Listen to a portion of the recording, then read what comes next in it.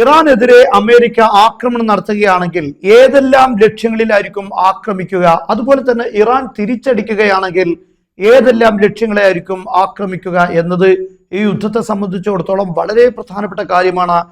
അങ്ങനെയുള്ള ഒരു കാര്യമാണ് ഇന്ന് അമേരിക്കയുടെ സെൻകോമിന്റെ ഡെപ്യൂട്ടി കമാൻഡർ ആയിരുന്ന ഹാർഡ്വേർഡ് അദ്ദേഹം കൃത്യമായി ഇറാനിൽ എവിടെയൊക്കെ ആയിരിക്കും അമേരിക്ക ആക്രമിക്കുക എന്ന കാര്യം വ്യക്തമാക്കുന്നു. ഇത് റഷ്യയുടെ RT ആണ് റിപ്പോർട്ട് ചെയ്തിരിക്കുന്നത്.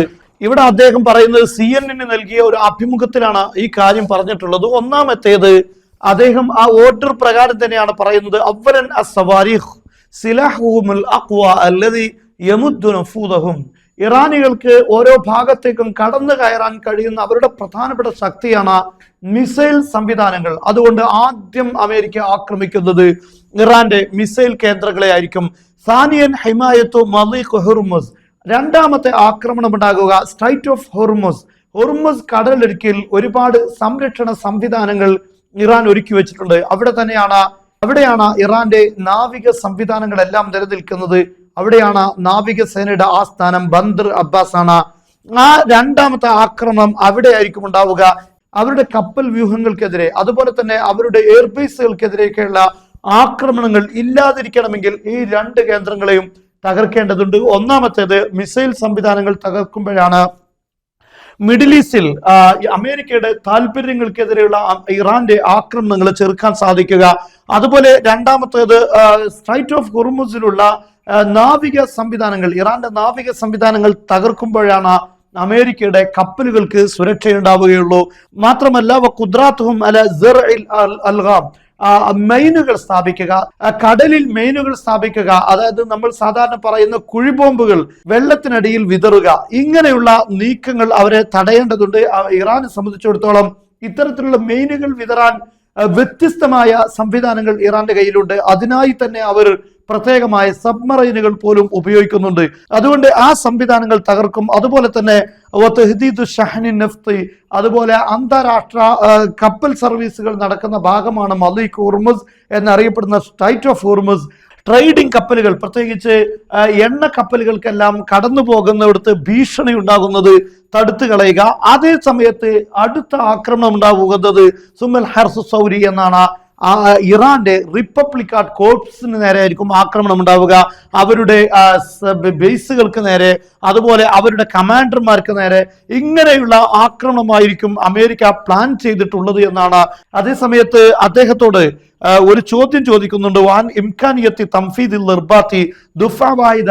ഇതെല്ലാം ഒരൊറ്റ ടൈമിൽ തന്നെ ഒരേ ആക്രമണത്തിലൂടെ ആയിരിക്കുമോ ഇത് അമേരിക്ക നടപ്പാക്കുക എന്ന് ചോദിക്കുമ്പോൾ ഹാർഡ്വേർഡ് പറയുന്നത് അതെല്ലാം ഇറാന്റെ പ്രതികരണം എന്തായിരിക്കും എന്നതിനെ ആസ്പദമാക്കിയിട്ടായിരിക്കും അത് തീരുമാനിക്കുക.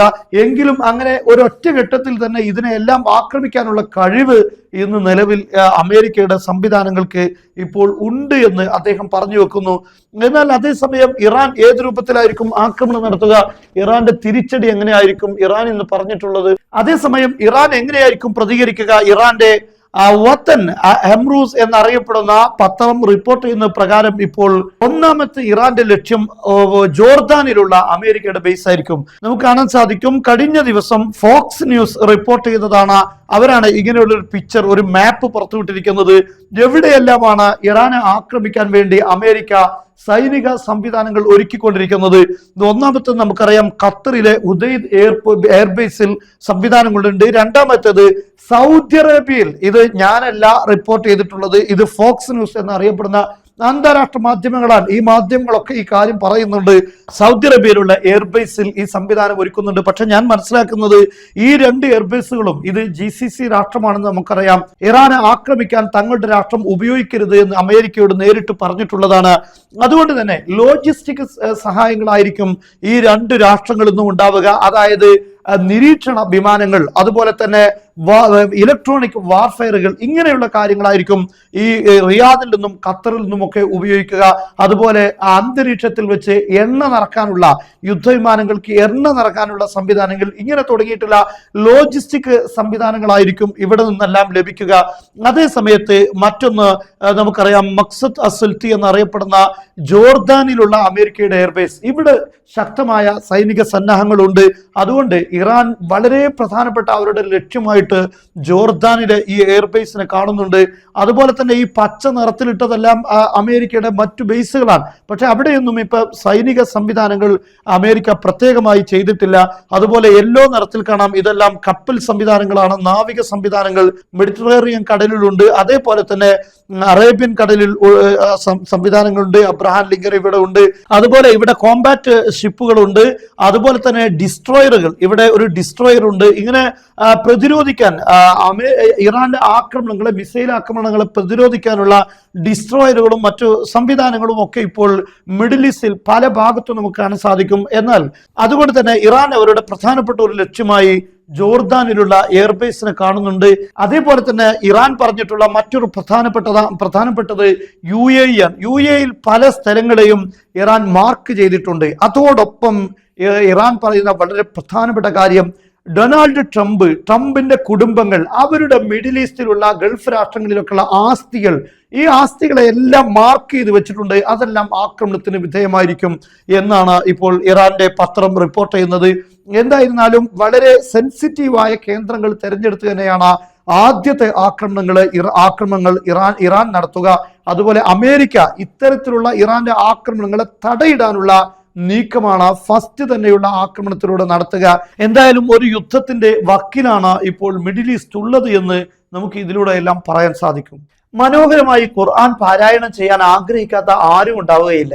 എന്നാൽ ഈ വിശുദ്ധ റമദാനിൽ നിങ്ങൾക്ക് ഏറ്റവും നല്ല ഒരു സുവർണാവസരമാണ് ത്വയ്ബ അക്കാദമി നൽകുന്നത്. തജ്വീദ് നിയമങ്ങൾ അനുസരിച്ചുകൊണ്ട് മനോഹരമായി നല്ല ഖാരികളുടെ ഖിറാഅത്ത് കേട്ടുകൊണ്ട് അതേ രൂപത്തിൽ ഓത്ത് പഠിപ്പിക്കുന്ന 20 ദിവസത്തേക്കുള്ള ഒരു പ്രത്യേക കോഴ്സാണ് ഇപ്പോൾ അക്കാദമി നിങ്ങൾക്ക് മുന്നിൽ വെക്കുന്നത്.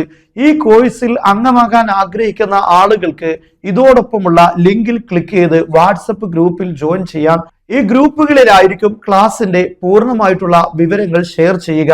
ഇതിൽ പ്രായ വ്യത്യാസങ്ങളില്ലാതെ കുട്ടികൾക്കും അതുപോലെ പ്രായമായവർക്കും സ്ത്രീകൾക്കും പുരുഷന്മാർക്കും എല്ലാം ജോയിൻ ചെയ്യാവുന്നതാണ്. സ്ത്രീകൾക്കും പുരുഷന്മാർക്കും വ്യത്യസ്തമായ ഗ്രൂപ്പുകളായിരിക്കും പ്രൊവൈഡ് ചെയ്യുന്നത്.